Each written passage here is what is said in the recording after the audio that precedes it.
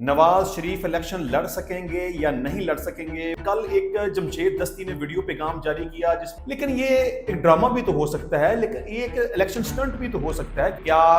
دہشت گردی کا کوئی ایسا واقعہ ہوا؟ کیا پولیس کے ساتھ کوئی اس طرح کا رویہ رکھا گیا؟ السلام علیکم، میں ابرار احمد مہر ایڈوکیٹ۔ نواز شریف الیکشن لڑ سکیں گے یا نہیں لڑ سکیں گے؟ وہ آئندہ پاکستان کے وزیر اعظم بن پائیں گے یا نہیں بن پائیں گے؟ کیونکہ نااہلی کی لٹکتی ہوئی تلوار ابھی بھی ان کے سر کے اوپر ہے۔ کبھی بھی کچھ بھی ہو سکتا ہے، کیونکہ نیب نے بھی اسلام آباد ہائی کورٹ سے رجوع کر لیا ہوا ہے اور اسلام آباد کی چیف جسٹس نے بھی 7 رکنی بینچ بنا دیا ہے۔ اس ٹاپک کی ڈیٹیل کے اوپر بات کریں گے، لیکن اس سے پہلے جو چند امپورٹنٹ خبریں ہیں ان کو ڈسکس کر لیتے ہیں۔ اچھا، سب سے پہلے یہ ڈسکس کرنا بڑا ضروری ہے کہ کل ایک جمشید دستی نے ویڈیو پیغام جاری کیا جس میں وہ بڑے بے حال نظر آ رہے تھے۔ وہ چیخ رہے تھے، چلا رہے تھے، رو رہے تھے، اپنے سر کو پیٹ رہے تھے اور کہہ رہے تھے کہ میرے ساتھ بڑا ظلم ہو گیا، بڑی زیادتی ہو گئی۔ اس بات کو تھوڑا سا دیکھنے کی ضرورت ہے کہ کیا واقعی ہی جمشید دستی کے ساتھ کچھ ایسا غلط ہوا؟ کیا واقعی اس کے گھر کے اوپر ریڈ ہوا؟ کیا واقعی ہی جس طرح کہ جمشید دستی نے کہا کہ وہ کچھ پولیس کے لوگ تھے، وہ 35-40 گاڑیوں میں آئے، میرے گھر کے اوپر ہلہ بول دیا، میرے بچوں کے اوپر تشدد کیا، گھر کا سامان توڑ دیا، میری بیوی کو ننگا کیا، اس کے ساتھ کوئی زیادتی کی، گھر کا سامان چوری کر کے لے گئے؟ تو اس کے اوپر بات کرنا بڑا ضروری ہے کہ کیا واقعی ہی اس طرح کا کوئی وقوع ہوا ہے، یا ہو سکتا ہے کہ یہ کوئی ایک پلانٹڈ چیز ہو، کوئی ڈرامہ کیا گیا ہو، کوئی جھوٹ پر مبنی کوئی ایک ایسی ویڈیو بنا کے جاری کر دی گئی ہو۔ کیونکہ جمشید دستی کی اس ویڈیو پیغام کے بعد کہ میرے ساتھ یہ بڑا ظلم ہوا، زیادتی ہوئی، میں مر جانا چاہتا ہوں، میں جان دے دینا چاہتا ہوں، میرے ساتھ بہت برا ہو گیا، میں چیف جسٹس آف پاکستان سے گزارش کروں گا کہ وہ اس معاملے کا سو نوٹس لیں۔ بے شک ہماری ہمدردیاں جمشید دستی کے ساتھ ہیں، اگر اس کے ساتھ واقعی ظلم ہوا ہے تو۔ کل تک اس کی ویڈیو دیکھنے کے بعد یہ لگتا تھا کہ واقعی اس کے ساتھ کچھ غلط ہوا، کوئی ناانصافی ہوئی، کچھ زیادتی ہوئی۔ میں نے بھی اس بات کے اوپر بڑا احتجاج کیا اور اس پورے جو بھی واقعہ ہوا اس کو میں نے کنڈیم کیا، لیکن اس کے بعد معاملہ تھوڑا سا مشکوک ہو گیا میری نظر میں۔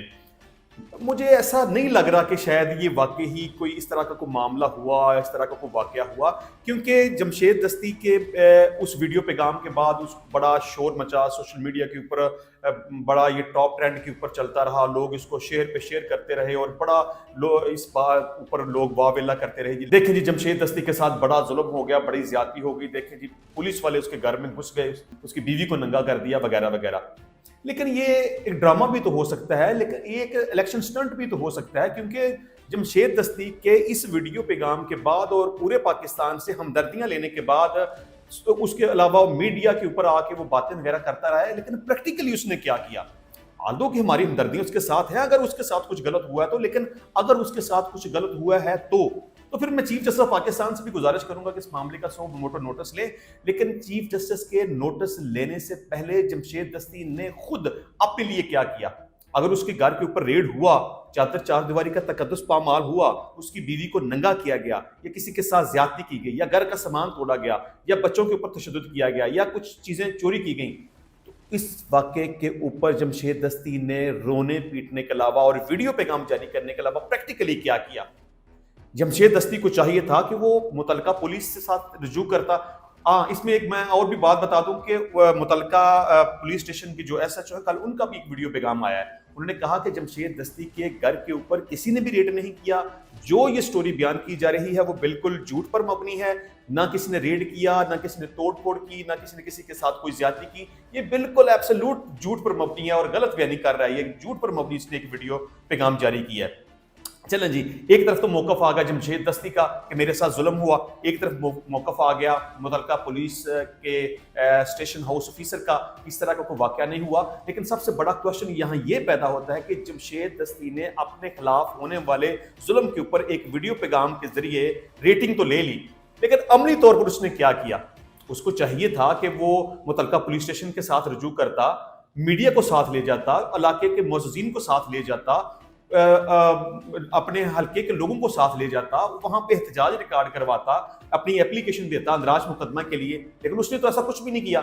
نہ وہ عدالت کے اندر گیا اپنا احتجاج ریکارڈ کروانے کے لیے، نہ اس نے کوئی پٹیشن دائر کی، نہ متعلقہ پولیس اسٹیشن میں گیا۔ دیکھیں ایک قانون ہے نا، ایک طریقہ کار ہے کہ اگر آپ کے ساتھ کسی قسم کا کوئی غلط ہوتا ہے تو آپ کے پاس رائٹ ہے کہ آپ سب سے پہلے متعلقہ پولیس اسٹیشن میں جائیں، وہاں اندراج مقدمہ کے لیے اپلیکیشن دیں۔ اگر آپ کی درخواست کے اوپر عمل نہیں ہوتا تو پھر اس کے بعد اس کے جو ہائی اپس ہیں، آپ ڈی ایس پی کے پاس جائیں، ایس پی کے پاس جائیں، سی پی او کے پاس جائیں، کسی نہ کسی فورم کے اوپر تو آپ جائیں نا۔ لیکن جمشید دستی کے ساتھ اگر اتنا بڑا ظلم ہو گیا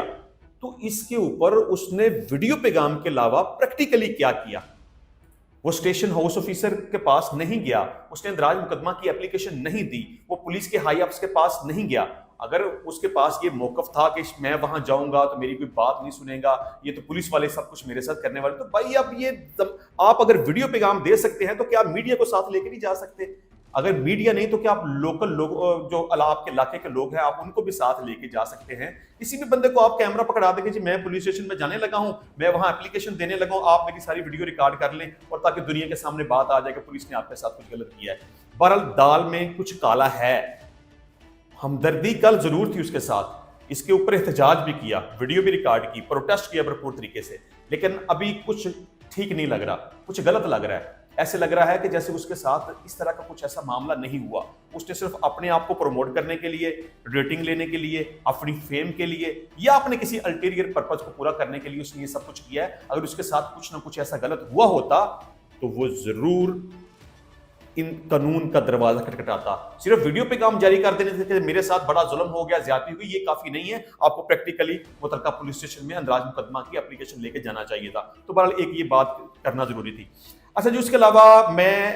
لاہور ہائی کورٹ کے جسٹس علی باقر نجوی صاحب کو اپریشیٹ کروں گا، جہاں پر میں عدلیہ کے اوپر تنقید کرتا ہوں، طنز کرتا ہوں، ان کو کہتا ہوں کہ آپ راہ راست پہ آ جائیں، آپ انصاف کریں، آئین کے مطابق، قانون کے مطابق مظلوم لوگوں کے ساتھ کھڑے ہوں۔ لیکن اب اگر انہوں نے ایک اچھا کام کیا ہے تو میں ان کو اپریشیٹ کروں گا۔ نجوی صاحب کو میں بہت اپریشیٹ کرتا ہوں، سلوٹ پیش کرتا ہوں، کیونکہ ان کے پاس خرم لطیف کھوسہ صاحب کا کیس تھا، کیونکہ پولیس والوں نے ان کے خلاف دہشت گردی کی دفعات کے تحت ایف آئی آر کا اندراج کیا، پٹیشن ہائی کورٹ کے اندر گئی، رات تقریباً 6-7 بجے جسٹس صاحب نے ہائی کورٹ میں اپنی عدالت میں خرم لطیف کھوسہ صاحب کو بلایا، اور سب سے بڑی وہاں اہم بات تھی کہ کیا دہشت گردی کا کوئی ایسا واقعہ ہوا، کیا پولیس کے ساتھ کوئی اس طرح کا رویہ رکھا گیا، کیا پولیس کی وردی پھاڑی گئی؟ کیونکہ اس وقت خرم لطیف کھوسہ صاحب نے پولیس آفیشلز کے ساتھ جو بھی بات کی، اس کے گھر کے باہر کھڑے تھے، اس کے آفس کے باہر کھڑے تھے، اس کی بیوی کو اٹھا کر لے گئے تھے، تو اس پر انہوں نے احتجاج ضرور کیا تھا، لیکن انہوں نے کسی پولیس والے کے ساتھ کوئی بدتمیزی نہیں کی، کسی کے اوپر ہاتھ نہیں اٹھایا، کسی کی انہوں نے وردی نہیں پھاڑی، کوئی ان کے پاس ویپن نہیں تھا، کوئی ڈنڈا نہیں تھا، کوئی گن نہیں تھی، کسی قسم کا ایسا کوئی واقعہ نہیں ہوا۔ تو جب عدالت کے سامنے یہ بات آئی کہ ٹھیک ہے جی، اگر تو یہ پولیس والے ثابت کر دیں کہ اس وقت ہمارے پاس کوئی ویپن تھا، پولیس والے ثابت کر دیں کہ ہم نے ان کے ساتھ کوئی دست درازی کی، پولیس والے یہ ثابت کر دیں کہ ان کی وردی پھاڑی گئی، تو ہم اپنی پٹیشن واپس لے لیں گے۔ جب جسٹس صاحب کے پاس یہ سارا معاملہ آیا تو ان کو پتا چلا کہ اس طرح کا کوئی واقعہ ہوا ہی نہیں ہے، کیونکہ یہ سارا معاملہ تو ریکارڈڈ تھا، ایک ویڈیو کے اندر موجود تھا، وہ ساری دنیا نے، سارے پاکستان نے دیکھ لی تھی۔ تو جسٹس صاحب نے آئین کے مطابق، قانون کے مطابق انصاف کیا، ایف آئی آر کو انہوں نے ختم کیا، ہتھ کڑیاں کھلوانے کا اور خرم لطیف کھوسہ صاحب کو آزاد کرنے کا انہوں نے حکم جاری کیا۔ یہ ایک بڑا زبردست فیصلہ تھا، اور میں چاہوں گا کہ عدالتیں اسی طرح قانون اور انصاف کے مطابق، آئین کے مطابق اپنا کام کرتی رہیں۔ انشاءاللہ ریٹنگ میں بھی ان کا نمبر 1 آئے گا، اور تاریخ بھی ان کو ہمیشہ اچھے الفاظ میں یاد رکھے گی، پاکستانی قوم بھی ان کو اپریشیٹ کرے گی، اور سنہری حروف میں ان کو لکھا جائے گا اور ڈسکس کیا جائے گا۔ اچھا جی، موجودہ صورتحال کے پیش نظر کچھ چینلز کے اوپر جو ہے نا وہ پابندی لگا دی گئی ہے۔ الیکشن کمیشن آف پاکستان نے چیئرمین پیمرا کو ایک نوٹس جاری کیا ہے کہ آپ تمام ٹی وی چینلز کو منع کریں کہ جس طرح سے وہ اپنی ریٹنگ لینے کے لیے مختلف کانسٹیٹوئنسیز کے اندر جاتے ہیں، مختلف حلقوں کے اندر جاتے ہیں، وہاں جا کے وہ لوگوں سے پوچھتے ہیں کہ جی آپ کی الیکشن کے بارے میں کیا رائے ہے، آپ ووٹ کس کو دینا چاہتے ہیں۔ تو الیکشن کمیشن نے پیمرا کو کہا کہ جس طرح سے یہ الیکشن کے حوالے سے سروے کیے جاتے ہیں یہ بالکل قانون کے خلاف ہے، آپ اس کا نوٹس لیں، اس کے اوپر ایکشن لیں، الیکشن کمیشن آف پاکستان کو اس کے بارے میں رپورٹ کریں، اور تمام ٹی وی چینلز کو منع کیا جائے کہ کوئی بھی الیکشن کے حوالے سے سروے نہیں کرے گا، کیونکہ جس طرح کی صورتحال ہے تمام ٹی وی چینلز اپنی ریٹنگ کے لیے مختلف کانسیکوینسز کے اندر جاتے ہیں، لوگوں سے ان کی اوپینینز لیتے ہیں، لوگوں سے پوچھتے ہیں کہ ووٹ کس کو دینا چاہتے ہیں. تو چونکہ موسٹ آف ٹائم لوگ یہی کہتے ہیں کہ ہم پاکستان تحریک انصاف کو ووٹ دینا چاہتے ہیں، ہم عمران خان کو ووٹ دینا چاہتے ہیں. تو چونکہ اس وقت تو حالات و واقعات جو ہیں وہ عمران خان کے خلاف ہیں، اور جو بھی اعلیٰ طاقتیں، ایک اعلیٰ عدالتیں ہوتی ہیں نا، کچھ اعلیٰ طاقتیں یہ نہیں چاہتی کہ عمران خان کا گراف اوپر آئے، اس کی ریٹنگ بہتر ہو، لوگ اس کی بات کریں، کیونکہ اس کا تو ٹی وی کے اوپر نام لینے پہ بھی پابندی ہے. تو اس طرح سے اگر اس کو پروموٹ کیا جائے گا اور لوگ یہ کہیں گے کہ ہم تحریک انصاف کو یا عمران خان کو ووٹ دینا چاہتے ہیں، تو شاید ان کے وہ مقاصد پورے نہیں ہوں گے. اس لیے الیکشن کمیشن آف پاکستان نے پیمرا کو نوٹس دیتے ہوئے اس کے چیئرمین کو یہ حکم جاری کر دیا ہے کہ اب الیکشن کے اوپر کوئی بھی سروے رپورٹ، کوئی بھی ٹی وی چینل جاری نہیں کرے گا. اچھا جی، بات کرتے ہیں کہ کیا نواز شریف الیکشن لڑ پائیں گے؟ کیا ان کی نااہلی برقرار رہے گی یا ختم ہو جائے گی؟ کیا وہ پاکستان کے وزیر اعظم بن پائیں گے یا نہیں بن پائیں گے؟ اس حوالے سے دو بڑی امپورٹنٹ خبریں ہیں. ایک تو یہ کہ سزا یافتہ افراد کی نااہلی کی مدت جو ہے نا وہ 10 سال تھی، پہلے 10 سال سے کم کر کے وہ 5 سال کر دی گئی. اب نیب نے ایک دفعہ پھر اس بات کے اوپر میٹنگ کی ہے کہ نااہلی کی مدت جو ہے وہ 5 سال نہیں 10 سال ہونی چاہیے. تو اس حوالے سے انہوں نے اسلام آباد ہائی کورٹ سے رجوع کر لیا ہے. اس کی صورتحال یہ تھی کہ نیب نے سزا یافتہ افراد کی نااہلی کی مدت 10 سال کرنے کے لیے اسلام آباد ہائی کورٹ سے رجوع کر لیا. چیئرمین نیب نے سنگل بینچ کے فیصلے کو معطل کرنے کی استدعا کر دی. اپیل میں کہا گیا ہے کہ نیب سے سزا یافتہ افراد الیکشن لڑنے کے لیے ہائی کورٹ سنگل بینچ کے فیصلے کا حوالہ دے رہے ہیں. جون میں سنگل بینچ نے نیب کی نااہلی کی مدت 10 سال کی بجائے 5 سال کر دی تھی. یعنی کہ نیب کی نااہلی کی مدت 10 سال تھی جو کہ بعد میں 5 سال کر دی گئی. اب نیب نے دوبارہ سے اسلام آباد ہائی کورٹ سے رجوع کرنے کا فیصلہ کیا ہے کہ نااہلی کی مدت 5 کی بجائے 10 سال کر دی جائے. تو اب دیکھیں، اگر نااہلی کی مدت 10 سال کر دی گئی تو نواز شریف الیکشن لڑنے کے لیے نااہل ہو جائیں گے. آل تو کہ اس حالیہ الیکشن میں نواز شریف کے کاغذات نامزدگی منظور ہو چکے ہیں، اس کے باوجود کہ سپریم کورٹ آف پاکستان نے نواز شریف کو تاحیات نااہل کیا ہوا تھا. اچھا، دوسری یہاں پہ ایک بڑی امپورٹنٹ بات یہ بھی ہے کہ نااہلی ٹھیک ہے جی، یہ نیب نے تو 10 سال نااہلی کی مدت کرنے کے لیے اسلام آباد ہائی کورٹ سے رجوع کرنے کا فیصلہ کر لیا، لیکن اس کے ساتھ سپریم کورٹ آف پاکستان میں بھی اب ایک کیس کھل گیا ہے. آل دو کہ یہ کیس پہلے ہی وہاں پہ سپریم کورٹ کے اندر پینڈنگ تھا، اور میں سمجھتا تھا کہ اس کیس کا فیصلہ ہو جانا چاہیے تھا. یعنی کہ کاغذات نامزدگی کی جانچ پڑتال کے دوران اس کیس کا فیصلہ ہو جانا چاہیے تھا، یا کاغذات نامزدگی جمع کروانے سے پہلے اس کیس کا فیصلہ ہو جانا چاہیے تھا. لیکن چلیں، کوئی بات نہیں، دیر آئے درست آئے. لیکن پھر بھی نااہلی کے اوپر ایک فیصلہ آنا بڑا ضروری ہے، کیونکہ سپریم کورٹ آف پاکستان کا تاحیات نااہلی سے متعلق نوٹس پر 7 رکنی بینچ تشکیل دے دیا گیا ہے. اب یہاں کوشچن یہ ہے سپریم کورٹ کے سامنے کہ نااہلی کی مدت سپریم کورٹ کے فیصلے کے مطابق تاحیات ہوگی یا کہ نااہلی کی مدت الیکشن ایکٹ کے مطابق 5 سال ہوگی. کیونکہ سپریم کورٹ آلریڈی اس کے اوپر فیصلہ دے چکی ہے نواز شریف کو پاناما کیس کے اندر کہ نواز شریف تاحیات نااہل ہیں. اور اس کے بعد جب شہباز شریف کی حکومت آئی تو وہاں انہوں نے